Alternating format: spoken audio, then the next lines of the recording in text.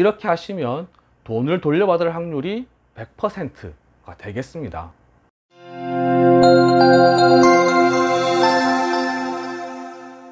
안녕하세요, 노태부 변호사입니다. 돈 잘 빌려주는 방법이라고 하니까 어감이 조금 이상한데요. 오늘 말씀드릴 주제는 돈을 빌려줄 때 어떻게 하면 돈을 받지 못할 가능성을 최소한으로 줄일 수 있을까 입니다.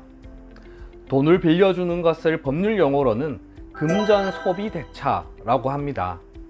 일상생활에서 많이 쓰이는 용어는 아닌데요. 오늘 영상에서 나중에 이 단어가 한번 나옵니다. 금전소비대차, 일단 기억해 두시고요. 통상 대여, 차용이라고 합니다. 돈을 빌려주는 사람의 입장에서는 대여라고 하고, 돈을 빌리는 사람의 입장에서는 차용이라고 합니다. 돈을 빌린 사람이 갚지 않아서 소송을 제기하게 되면 대여금 반환 청구 소송을 제기해야 하는 겁니다. 돈을 빌려주실 때는 당연히 돈을 받는 걸 전제로 하죠. 그런데 사람 일이라는 건 아무도 모르는 거죠.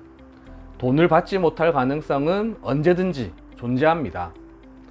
이 돈을 받지 못할 가능성을 최소화하는 방법을 하나하나 설명드리겠습니다. 첫 번째, 담보입니다. 담보는 채무자가 돈을 갚지 못할 경우를 대비해서 돈을 받을 수단을 미리 정해두는 겁니다. 담보에는 물적 담보와 인적 담보가 있는데요. 이 중에서 물적 담보가 가장 안전한 방법입니다. 돈을 빌려주시면서 물건, 특히 부동산을 담보로 잡는 겁니다. 부동산을 물적 담보로 잡아두면 채권자가 만약 돈을 갚지 않았을 때 이를 경매로 넘겨버리면 되는 겁니다. 경매를 통해서 낙찰이 되면 낙찰 대금을 받으면 되는 겁니다. 따라서 담보물이 빌려준 돈보다 그 가치가 높다면 돈을 떼일 가능성은 0%라고 말씀드릴 수 있겠습니다. 물적 담보에도 여러 가지가 있는데요. 가장 흔한 것이 근저당입니다. 근저당이라고 하면 법률 용어라서 어려워하실 수 있는데요. 전혀 어려운 단어가 아닙니다. 실제 일상생활에서 많이 사용되는 단어입니다. 부동산을 담보로 은행에서 돈을 빌리잖아요. 부동산을 담보로 한다는 의미는 만약 돈을 갚지 못하면 부동산으로 갚겠다는 의미입니다. 은행에서는 돈을 빌려주고 돈을 받지 못할 경우를 대비해서 부동산의 근저당권을 설정하는 겁니다. 부동산을 담보로 은행에서 돈을 빌리신 분들은 등기부 등본을 발급받아 보시면 을구에 근저당권이 설정되어 있을 겁니다. 근저당권은 은행만 할 수 있는 것이 아닙니다. 개인도 근저당권을 설정할 수 있습니다. 돈을 빌려주면서 채무자가 가지고 있는 부동산이 있다면 이 부동산에 근저당권을 설정하고 돈을 빌려주시는 것이 가장 안전합니다. 당연히 빌려주는 돈보다 가치가 높은 부동산에 근저당권을 설정해야 합니다. 이렇게 하시면 돈을 돌려받을 확률이 100%가 되겠습니다. 안 갚으면 근저당권을 설정한 부동산을 경매로 넘겨버리면 되는 겁니다. 이제 담보 중에 인적 담보를 말씀드리겠습니다. 흔히 보증이라고 합니다.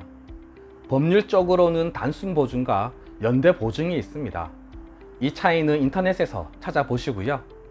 인적 담보는 바로 이 보증인을 세우는 겁니다. 채무자가 돈을 갚지 않으면 내가 갚을게 라고 하는 사람이 보증인이 됩니다. 이를 인적 담보라고 하는 겁니다.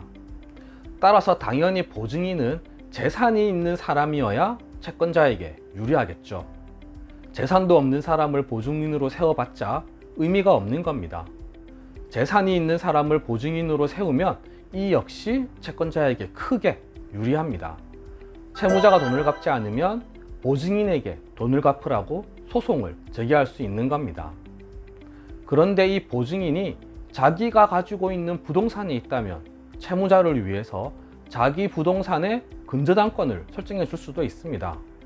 그러면 이 역시 물적 담보가 되고 채무자가 돈을 갚지 않으면 제3자의 부동산임에도 불구하고 경매로 바로 넘길 수 있습니다. 담보에 대해서는 이 정도 설명드리겠습니다.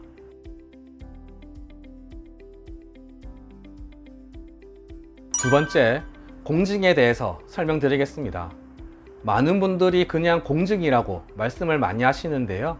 정확하게 말씀드리면 공정증서와 사서인증이 있습니다.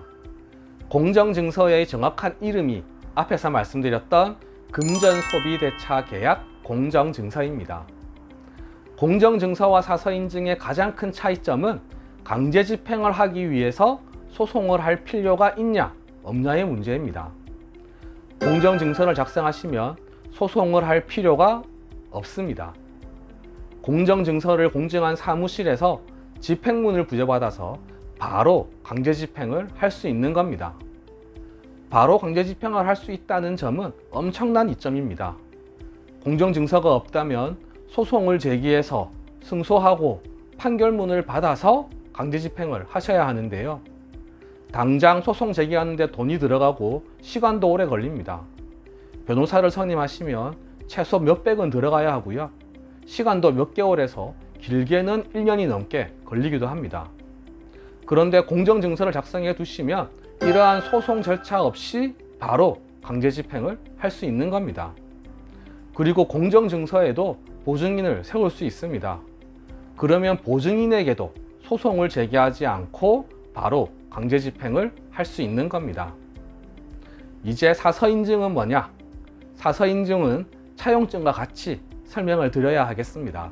세 번째, 차용증입니다. 간혹 돈을 빌려줬는데 돈을 못 받았다고 하시면서 상담을 하시는 분 중에 계좌이체 내역만 있다고 하시는 분들이 있으십니다. 사실 많으십니다. 계좌이체 내역이 있으니 이건 돌려받을 수 있는 거 아니냐고 하시는 분들이 많으신데요. 그렇지 않습니다. 돈이 계좌이체가 되었을 때에는 법에서는 두 가지 경우가 있다고 가정합니다. 증여와 대여인데요. 증여는 그냥 준 겁니다. 한번 증여를 하면 이를 다시 돌려달라고 할 수 없습니다.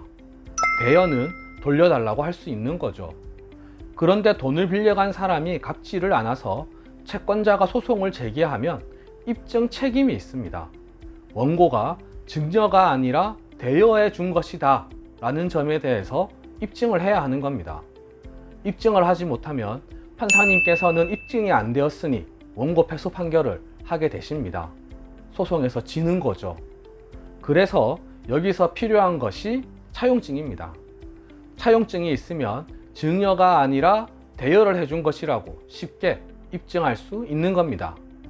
만약 차용증이 없는데 소송을 해야 한다면 어떻게 해야 될까요? 차용증이 없다고 무조건 패소하지는 않습니다. 차용증이 없다면 다른 여러 가지 증거들, 예를 들면 카카오톡, 문자, 이메일, 통화녹음 등 돈을 빌려준 것이라는 점에 대해서 입증할 증거가 있으면 됩니다. 또 이런 문제가 발생할 수 있습니다. 돈을 빌려간 사람이 차용증에 대해서 이거 내가 쓴 거 아닙니다 라고 할 수 있습니다. 의도적으로 돈을 떼먹으려고 하는 사람은 차용증의 도장을 막도장으로 찍어버립니다. 그리고 이거 내가 찍은 도장 아닙니다 라고 우기는 겁니다. 이를 방지하기 위한 것이 사서인증입니다. 사서인증은 이렇게 차용증과 같은 서류에 대해서 두 당사자가 작성한 서류가 맞습니다 라는 것을 공증하는 것입니다. 차용증에 대해서 사서인증을 하면 돈을 빌려간 사람이 차용증의 효력에 대해서 다투지 못하는 겁니다. 사서인증 그 자체가 양 당사자가 다툴 수 없는 확실한 증거가 되는 겁니다. 다만 사서인증을 했다고 해서 강제집행을 할 수는 없습니다. 공정증서만 강제집행을 할 수 있다는 점 반드시 기억해 두셔야 하겠습니다. 네, 오늘 준비한 내용은 모두 말씀드렸습니다. 정리해 보겠습니다. 물적 담보인 근저당권을 부동산에 설정하시면 소송이고 뭐고 아무 필요 없이 부동산을 바로 경매로 넘겨버릴 수 있다. 그리고 채무자가 아닌 제3자 소유의 부동산에도 제3자가 제공만 해주면 근저당권을 설정할 수 있고 이 역시 바로 경매로 넘길 수 있다. 인적 담보는 대신 돈을 갚을 사람을 보증인으로 세우는 거고 보증인이 재산이 있다면 이 역시 훌륭한 담보가 된다. 다만 보증인에 대해서는 소송을 해야 한다. 공정증서를 작성하면 소송하지 않고 바로 강제집행이 가능하고, 공정증서에 보증인을 세우면 보증인의 재산에 대해서도 소송 없이 바로 강제집행을 할 수 있다. 사서인증과 차용증은 소송이 필요하고, 차용증을 사서인증하면 차용증의 효력을 채무자가 부인하지 못한다. 차용증도 없다면 채권자는 증여가 아닌 대여임을 입증해야 되고, 증거가 있어야 소송에서 승소 가능하다 정도가 되겠습니다. 궁금하신 점이 있으시면 댓글에 남겨주시거나 전화주세요. 최대한 친절하게 상담해 드리겠습니다. 이상 노태부 변호사였습니다. 감사합니다.